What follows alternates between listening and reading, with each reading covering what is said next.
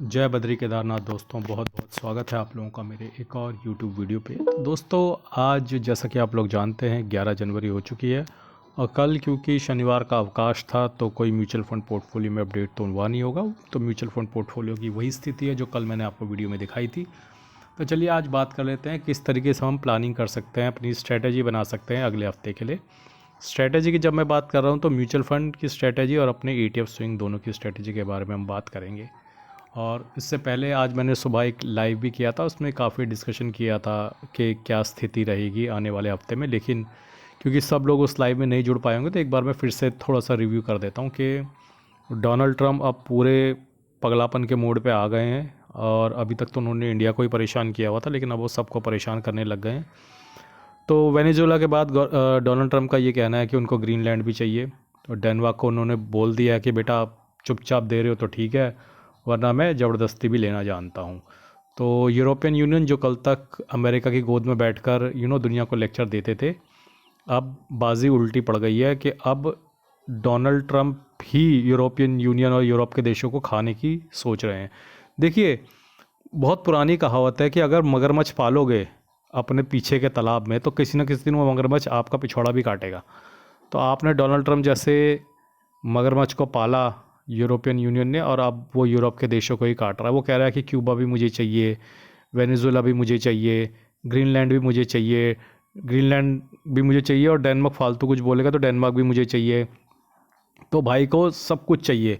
और भाई ये कह रहा है कि सब मुझसे ही तेल खरीदेंगे, सब मुझसे ही आर्म्स एंड एम्यूनिशन खरीदेंगे, जो मुझसे नहीं खरीदेगा उस पर 500% टैरिफ लगा दूंगा। यानी कि चिट भी मेरी पट भी मेरी। उसका ये कहना है कि मेरे पास ताकत है, तुम्हारे पास जो है करके देख लो। और आज की तारीख में आप देख लोगे, UN नाम की एक संस्था होती थी, ठीक है। अगर भारत बांग्लादेश को एक पत्थर भी मार दे तो UN सबसे पहले आएगा, ओहो हो ह्यूमन राइट्स का उल्लंघन हो रहा है। पता है, UN नाम की एक संस्था जो ह्यूमन राइट्स का उल्लंघन का नारा लेकर आ जाती थी, लेकिन वो संस्था अब अपना घुटना अपने मुंह में डालकर बैठी हुई है, यूनाइटेड नेशन, और वो अब कुछ भी नहीं बोल रही है। उनके बोलने ना बोलने से कोई फ़र्क नहीं पड़ता, क्योंकि उनके पापा भी डोनाल्ड ट्रम्प हैं। एक थप्पड़ मार के उनको शांत करा देंगे। तो ठीक है, तो पापा के अगेंस्ट कोई नहीं बोलता। तो यूनाइटेड नेशन सिर्फ इसीलिए है कि कल को जब इंडिया ने न्यूक्लियर टेस्ट किए थे, तब भी यूनाइटेड नेशन ने चू चू करनी शुरू कर दी थी। इंडिया पाकिस्तान को सबक सिखाता है तब भी यूनाइटेड नेशन चू चू करता है। इंडिया ने बांग्लादेश में, जब बांग्लादेश 30 लाख लोग पाकिस्तान ने मार दिए थे 1971 में, तब सपोर्ट किया था, तब भी यूनाइटेड नेशन आ गया था बीच में अपना चोंच लेके। जो यूनाइटेड नेशन का काम सिर्फ ये है कि जो छोटे गरीब देश हैं वो तरक्की करने लगे तो उनकी तरक्की में बाधा डालो, बस यही काम है यूनाइटेड नेशन का। तो अब यूनाइटेड नेशन चुपचाप बैठा है। उसको बहुत अच्छा लग रहा है, वेनेजुएला पे कब्जा कर लिया यूनाइटेड स्टेट्स ऑफ अमेरिका ने। उसको बहुत अच्छा लग रहा है कि वो सीधे सीधे धमकी दे रहा है कि मैं ग्रीनलैंड को भी कब्जा लूँगा। तो अब वो पगला हो गया, ठीक है। वो वर्ल्ड वार 3 जैसी स्थिति पैदा कर रहा है। वो कह रहा है कि वर्ल्ड वार 3 जैसी स्थिति होगी तो भी मेरे ही आर्म्स बिकेंगे, ऑयल भी मेरे पास है, वेनेजुएला को मैंने ऑलरेडी कब्जा लिया तो मेरा तेल बिकेगा, ठीक है। वो कह रहा है कि अगर मेरे से आर्म्स नहीं लोगे तो मैं आपको 500% टैरिफ लगा दूँ। इंडिया के पीछे वो हाथ धो के इसलिए पड़ा है कि इंडिया एक बहुत बड़ी इकोनॉमी है, और एक बड़ी इकोनॉमी होने के साथ साथ सेल्फ सफिशिएंट इकोनॉमी नहीं है, ठीक है, जैसे चाइना और रशिया हैं। तो खुद आर्म्स एंड एम्यूनिशन बना लेते हैं, रशिया खुद ऑयल भी प्रोड्यूस कर लेता है। तो इंडिया के साथ समस्या ये है कि हम खुद आर्म्स एंड एम्यूनिशन बहुत बढ़िया बना पाते हैं, और ऑयल के लिए तो हमें डिपेंडेंट रहना ही पड़ता है दुनिया भर के ऊपर। तो दोनों ही मोटी चीज़ें जिसकी बदौलत दुनिया पर राज किया जाता है, ऑयल एंड गैस और आर्म्स एंड एम्यूनिशन, दोनों में ही इंडिया फिसड्डी है, ठीक है।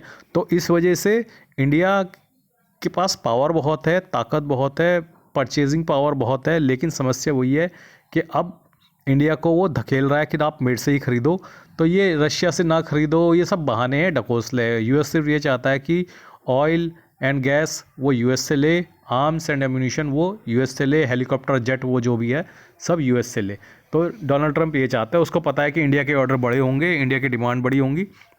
तो भाई साहब ने जितने तमगे अपने ऊपर पहनाए थे कि मैंने सारी वॉर बंद करा दी, वो सारी वॉर दोबारा शुरू हो गई हैं, चाहे वो इजराइल और हमास की हो, रशिया और यूक्रेन की हो। इंडिया पाकिस्तान तो कभी भी लड़ मर सकते हैं। तो आने वाले दिनों में मुझे लगता है ग्लोबल अस्थिरता के कारण गोल्ड सॉलिड रहेगा, गोल्ड में बढ़ोतरी आपको देखने पड़ेगी, और एक डिफेंस सेक्टर। तो इन दो सेक्टरों पर नज़र बना के रखिएगा स्विंग ट्रेडिंग के हिसाब से, ठीक है।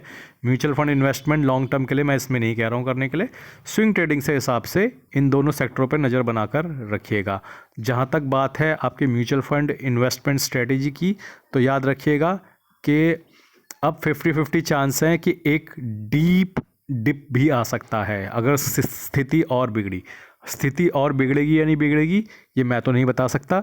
ऑफ कोर्स आप किसी बड़े यूट्यूबर का यूट्यूब वीडियो देख सकते हैं और वो जो बताएगा वैसा कर सकते हैं। मेरे को फिलहाल 50-50 लग रहा है कि अब मार्केट एक गोता नीचे की तरफ, एक डीप गोता नीचे की तरफ लगा सकती है जैसी अस्थिरता मार्केट में फैल रही है। हाँ, ये एक दिन में नहीं होगा, धीरे धीरे सिचुएशन ख़राब होगी, मार्केट थोड़ा नीचे जाएगी, फिर थोड़ा ऊपर आ जाएगी, फिर थोड़ा नीचे जाएगी, फिर थोड़ा ऊपर आ जाएगी। स्थिति अगर वाकई ख़राब हुई तो 2-3 हफ्ते 4 हफ्ते के अंदर आप देखेंगे कि मार्केट नीचे की तरफ जाती हुई आपको नज़र आएगी। और आप लोगों ने एक चीज़ गौर करी होगी कि पिछले हफ्ते भी जब मार्केट गिर रही थी तो डिफेंस वाले स्टॉक्स जो थे वो ऊपर थे, तो वो अंडर करंट बयान कर रहे थे कि दुनिया में अस्थिरता पैदा हो गई है। छोटे बड़े सब देश अब आर्म्स एंड एम्यूनिशन की होड़ में लगे हुए हैं, सबको आर्म्स एंड एम्यूनिशन चाहिए। और यूएस ने तो साफ बोल दिया, भैया आज तक आप लोग मज़े करते रहे थे यूरोपियन यूनियन के जितने भी देश हैं, लेकिन अब आपको अपनी जीडीपी का 5% जो है आपको नेटो के डिफेंस बजट पे खर्च करना पड़ेगा, और या फिर अपने आप लड़ लो ये जंग रशिया के साथ। यूक्रेन को यूएस ने साफ बोल दिया, भैया तुझे लड़ना है तो लड़, मैं तो चला अपने एक दांव। तो भैया समस्या ये हो गई, यूक्रेन ने वो अपना आधा देश ख़राब कर लिया, पिलवाई करवा ली अपनी अच्छे से, और अब यूएस के भरोसे उसने जंग शुरू करी थी। और अब वो बोल रहा है कि भैया यूक्रेन को कि तुम खुद देख लो तुम्हें रशिया से क्या लड़ना। यूक्रेन क्या लड़ेगा रशिया से? आधा यूक्रेन तो ख़त्म कर दिया रशिया ने, आधा और ख़त्म कर देगा। देखो दोगला कितना बड़ा है डोनाल्ड ट्रंप, आप उसकी बात समझिए। वो कह रहा है कि ग्रीनलैंड में अगर हम कब्जा नहीं करेंगे तो रशिया और चाइना हमारे नज़दीक आ जाएंगे। अरे तो भैया रशिया ने भी तो यही बोला था कि यूक्रेन अगर नेटो में शामिल हो जाएगा तो नेटो देश और यूएस हमारे नज़दीक आ जाएंगे। बॉर्डर लगता है ना यूक्रेन का रशिया से। तो रशिया ने क्या बोला था यूक्रेन को? भाई नेटो में शामिल नहीं होना बस। ना रशिया ने कोई परेशान किया था यूक्रेन को, ना रशिया ने यूक्रेन को ऊपर कोई हमला किया था।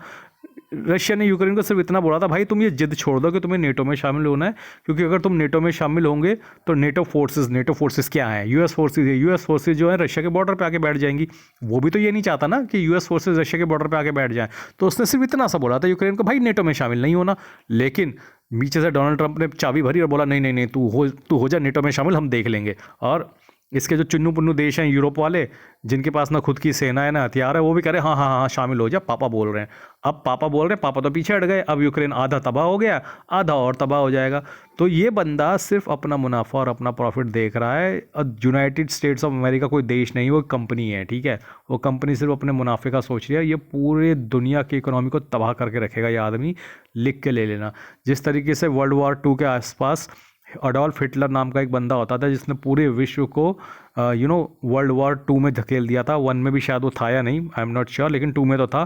तो जिस तरीके से उसने पूरी दुनिया को वर्ल्ड वॉर में धकेल दिया था, उसी तरीके से ये बंदा वर्ल्ड वॉर 3 की स्थिति पैदा कर रहा है। एग्जैक्टली वर्ल्ड वॉर अब हो ना हो वो अलग स्थिति है, लेकिन पूरे दुनिया के मार्केट को ये तबाह और बर्बाद कर देगा, सिर्फ यूनाइटेड स्टेट्स ऑफ अमेरिका के पैसा कमाने के लिए और अपने देश को अमीर बनाने के लिए। अपने देश को क्या, अपने देश के लोगों की भी इसने वाट लगा रखी है, सिर्फ खुद को अमीर बना रहा है।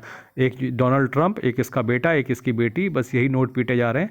इसके अलावा ये दुनिया में किसी को काम धंधा करने ही नहीं दे रहा है, सब कुछ अपनी जेब भरने में लगा हुआ है।